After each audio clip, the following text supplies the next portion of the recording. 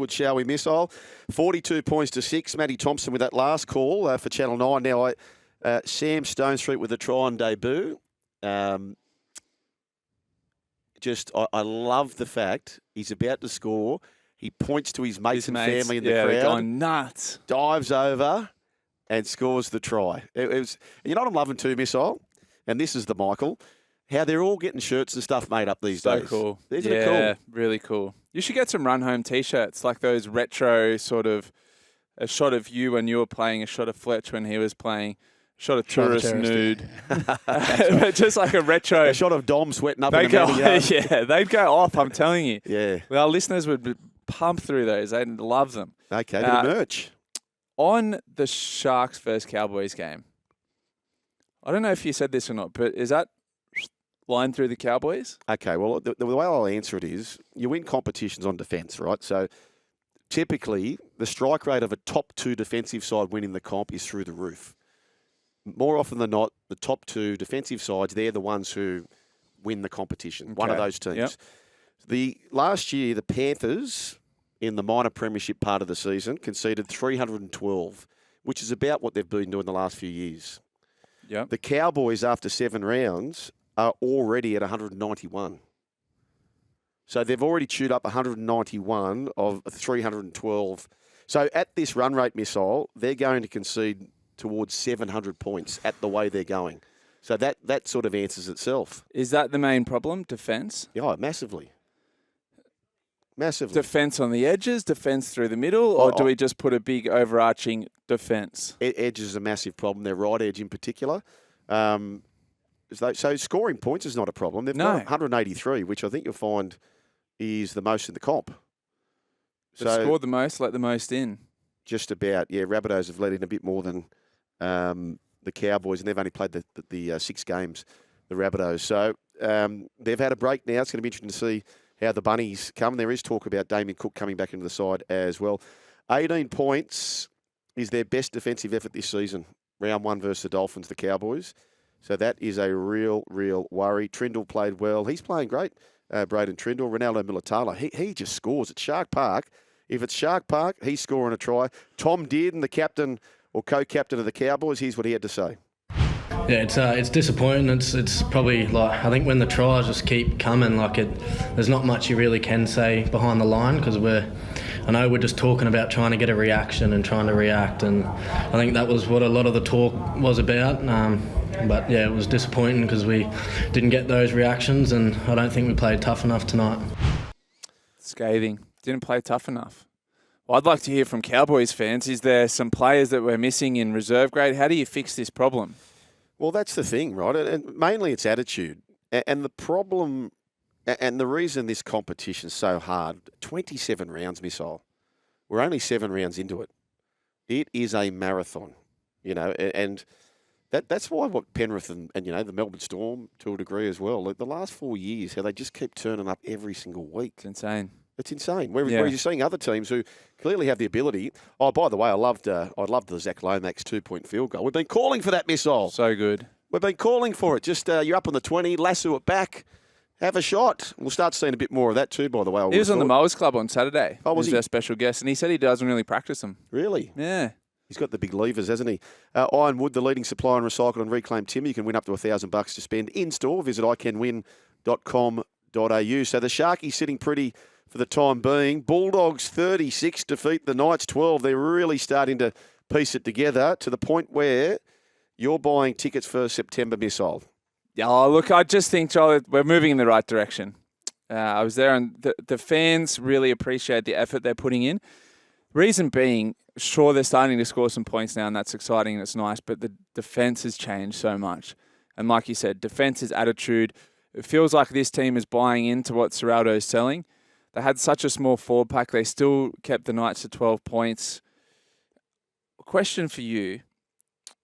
In my career, I've experienced when you've got an imbalance in your body somewhere, it often leads to another injury. E.g., I've got a sore back. I push through training. I end up with a bung shoulder because there's imbalances in the way I'm moving.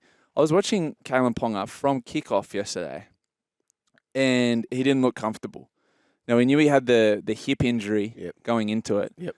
I can't help but think he's loading up, driving off one foot more than the other, which may have led to an injury. But from the moment they kicked off yesterday, I said to the guy sitting next to me, this is good for the Bulldogs because Kalen Ponga doesn't look well. Yeah. Why play him in round 7? I know. Well, they'd be regretting that now. Absolutely regretting The that poor now. Knights, now they'll probably miss him for the whole, not the whole season, but let's say they miss him minimum 8 weeks. That's probably their season done. Well, that's exactly right. That's exactly right. So poor Knights fans are sitting at home going, why would you risk our best player in round 7 against the Bulldogs? Cogger played New South Wales Cup. Did we hear why he was a late change? Just dropped from everything I was hearing. Geez, they've been shuffling around those halves, haven't they? What do they do from here? That's the big thing. Now, the big story out of the game, Jack Hetherington, who I don't think Reid Marnie's got a mirror at home. Like, did he know what he was looking at? He's got some cojones on him. Not just around that scenario. When you watch Reid Marnie shoot out of the line and try and put shots on massive front rowers, you just go, this guy is a terrier. Yeah. He's a terrier. That's a great way to explain him. They do that extra, and he's got that dog inside him. This one I was struggling to interpret because Hetherington had a big smile on his face as he's approaching him in the tunnel. So I thought it was a joke. I don't know if those two know each other, if they have history, but he's been charged and it looks like he's going to miss a week. So, do you assume that it was serious? Well, you know what? I thought the referee handled it well because I was thinking exactly what he did was he gave them space apart. He did, yeah. It was starting to boil over the match. He didn't want another Battle of Brookvale situation. And I half had a feeling that Jack Hetherington might have done this.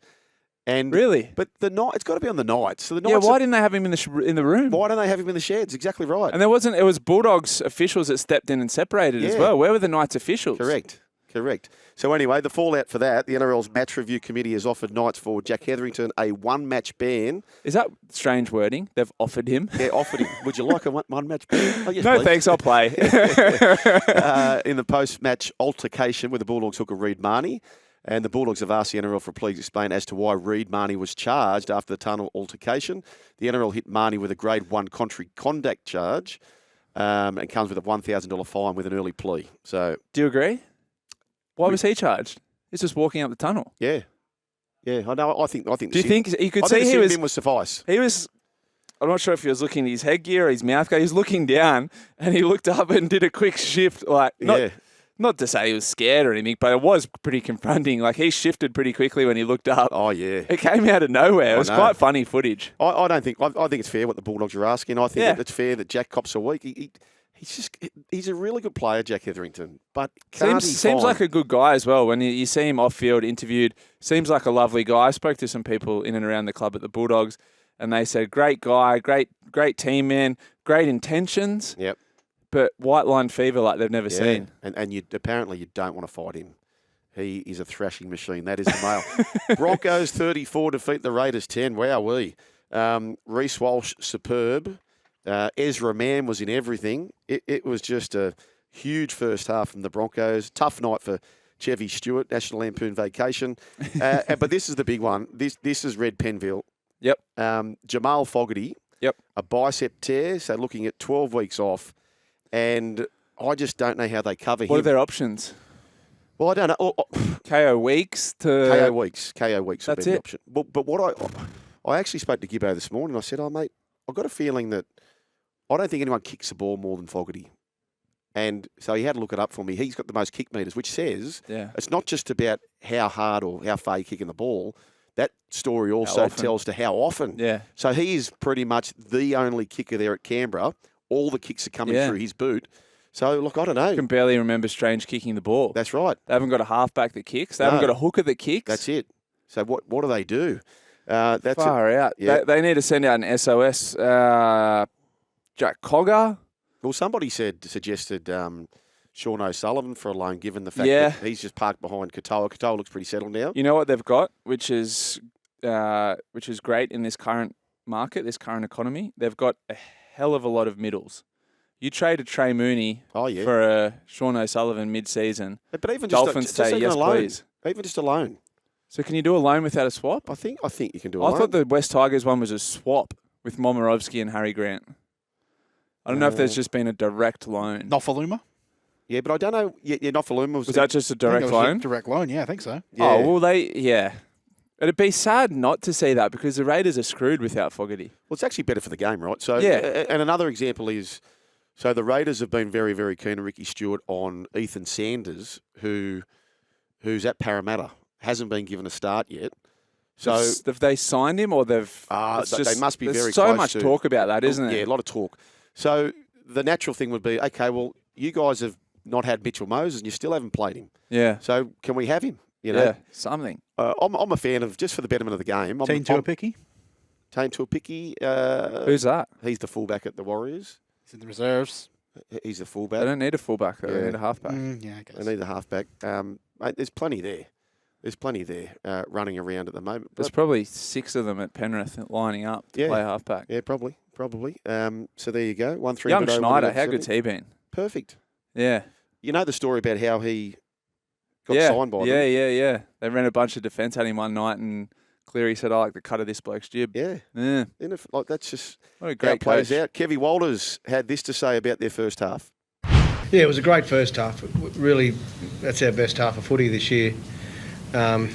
So, we'll take that 40 and now we just got to work on some things in that second half. But, I thought our fight was good and the effort was great. Just some execution and just not scoring tries. That's the frustrating thing for me, sitting up and watching. But still, we take the wins at this time of the year. They're a good side. And I thought we did some really good things in that first half to set up the win. Yep, very, very impressive first half, that's for sure. When Ricky the Broncos Stewart. switch on, they're airborne. Oh, Airborne. Reece Walsh. Stop the fight. mate, him and Mam. Oh. If you get a chance to watch the, and this is what I love about Ezra Mam, and I talk about how he anticipates. If you get a chance to watch the Billy Walters try. I gave you a shout out on breakfast the other week. Oh, yeah. You said that, and then they did that kick against, I think it was the Roosters, where it bounced back. Who's running through? That's right. Ezra Mam. Well, everyone says he always gets the bounce. No, he's always Like a there for prophet. the bounce. Yeah. But if you get to watch the head-on shot of the Billy Walters try, Yep. you'll see Billy takes off, and straight away you'll see Ezra Mam react, but everyone else in the Broncos line's dead still. But he senses something's going to happen, even though he gets nowhere near scoring the try, but that's how he thinks. Wonderful player. Ricky Stewart acknowledged that Chevy Stewart had a tough night at the office.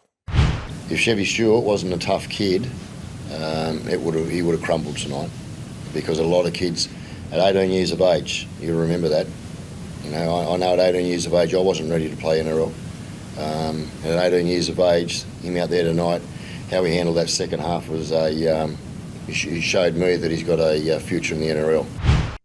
Tell you what, he's good like that, Ricky. He backs his players, doesn't he? Backs them hard. So exactly right, though. He's only 18. He'll be right. Seagulls 34 fall-in against the Titans. 11 tries and 7 lead changes.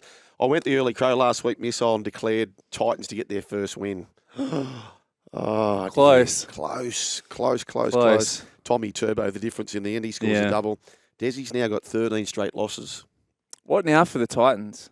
Gets harder from here for the Titans. Yeah, they've just got to stay at it. Do you think do you think there's a crisis at the club, or do you just think they haven't quite bought into Desi yet? That they are improving, I believe. Of course they are. You go down to Canberra, you're losing Golden Point. But how long do you go without a win before you say this is crook? You got to stay the course, unfortunately. They've nearly knocked off a very good Manly side.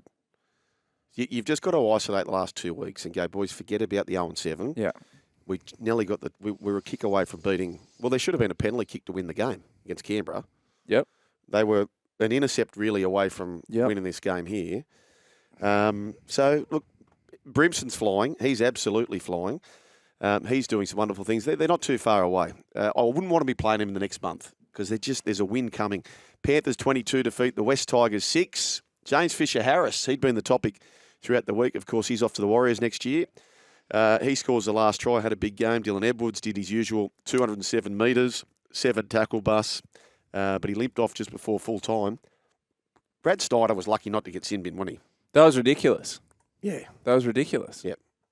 What could be the possible reason for not sin binning him there? If you call the penalty and say he did do it, then it's a no-brainer. It's a sin bin. Yep. Exactly. That was coming up to a 2-on-1, 30 metres out from the line. Well, Olam would have scored. That was insane. Olam would have scored. I feel for Tigers fans on that one because that was just it's one of those calls that the lower clubs don't get. I'm telling you, and I'm not saying that the refs are biased. It's an unconscious thing. No, but they have to get that one right. Oh, Graham Annesley will it probably killed them. report that Changed today. the whole game. Yeah, it does. It does. Dolphins 44. We spoke about this over the Eels 16. We couldn't believe 10-4 after 49 minutes. They're trailing the Dolphins. They're trailing 10-4. And then they win 44-16. Remarkable. Just absolutely remarkable. Max Plath.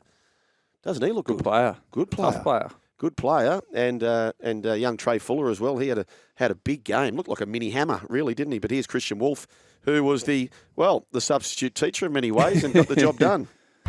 He's a great story. He's from Oswald, a small town, and moved to Rockhampton for opportunities in the Queensland Cup, and then moved to Redcliffe from there. And he's been a great player in the Queensland Cup for a long time. And he's one of those guys that I think everyone admires because you go and watch him play Queensland Cup, and he's brave, he's courageous, he competes, and he's obviously got that bit of excitement about his speed and his try-scoring ability. And he's a bit like a pinball machine. He bounces off blokes and hard to tackle, but to see him be able to go out there and do it at the same time. They're off a cliff without Moses, aren't they, Parramatta? Oh, big time. Can I just play devil's advocate with Christian Wolf and Wayne Bennett? So apparently Souths are looking at Bennett, Eels are looking at Bennett. He's going to be very sought after this year. If he's still a first-grade calibre coach and clubs as big as Souths and Eels are chasing him, I would be so tempted as the Dolphins to say, Christian, it is yours, but a couple more years with Wayne, because clubs literally fall apart when Wayne Bennett leaves them. And this is a club only 2 years into its NRL life. Yeah, that's right. I would be terrified of what happens when Wayne Bennett leaves that club. Yep. Would you say to him, just 2 more, Wayne? You clearly still want to coach. Clubs are linked to you. You're going to play them off against each other. You know what? You want to stay in Brisbane near your family. Give us 2 more, Christian. It's there. You take on more responsibilities midweek. We bump up your pay. Yep. Whatever we need to do to keep this momentum that we've got from our first 2 seasons going, so this club gets some longer term success. Because if the same thing that happens at the Dolphins happens, the same thing that happens at every other club happens at the Dolphins, and they're only 2 years in, you won't be able to buy a player. No one will go to a newish franchise without a Wayne Bennett and with no success once they're struggling. And to get that over the line, the way you could do that is you'd chat to Wayne first, and you'd say, Wayne, what do you think about, let's make Christian Wolf the co-coach with you now.